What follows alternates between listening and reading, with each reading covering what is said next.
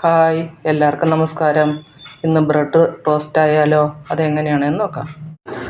ഇതുപോലെ ഒരു പാത്രം എടുത്ത് നമുക്ക് അതിലേക്ക് ഒരു 3 മുട്ട പൊട്ടിച്ചൊഴിക്കാം. വെള്ളയും മഞ്ഞയും ചേർത്ത് പൊട്ടിച്ചൊഴിക്കാം.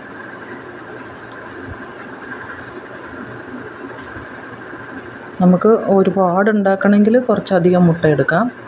കുറച്ചൊക്കെ ഉണ്ടാക്കിയാൽ മതിയെങ്കിൽ 3 മുട്ട എടുത്താൽ മതി. 3 മുട്ട എടുക്കുമ്പോൾ തന്നെ ആവശ്യത്തിന് ബ്രെഡ് പൊരിക്കാനുണ്ടാവും.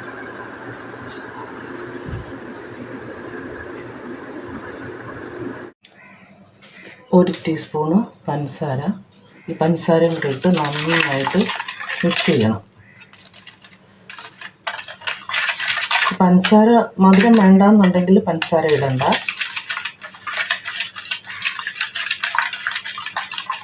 നന്നായിട്ട് മിക്സ് ചെയ്യണം.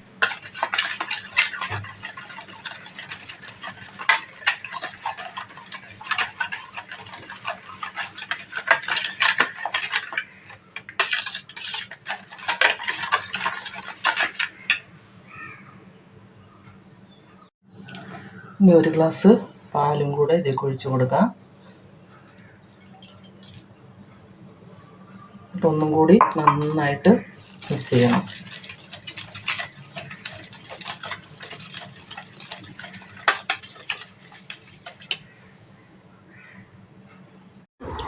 നമുക്ക് ചൂടായ പാനിലേക്ക് നെയ്യ് എല്ലാ ഭാഗത്തും ആകും പോലെ ഇതുപോലെ തേച്ച് കൊടുക്കാം.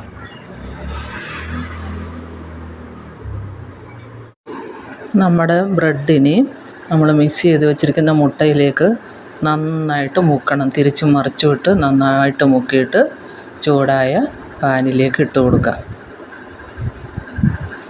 ഇതുപോലെ നന്നായിട്ട് മുട്ടയിൽ നന്നായിട്ട് മുക്കി പൊരിച്ചെടുക്കണം.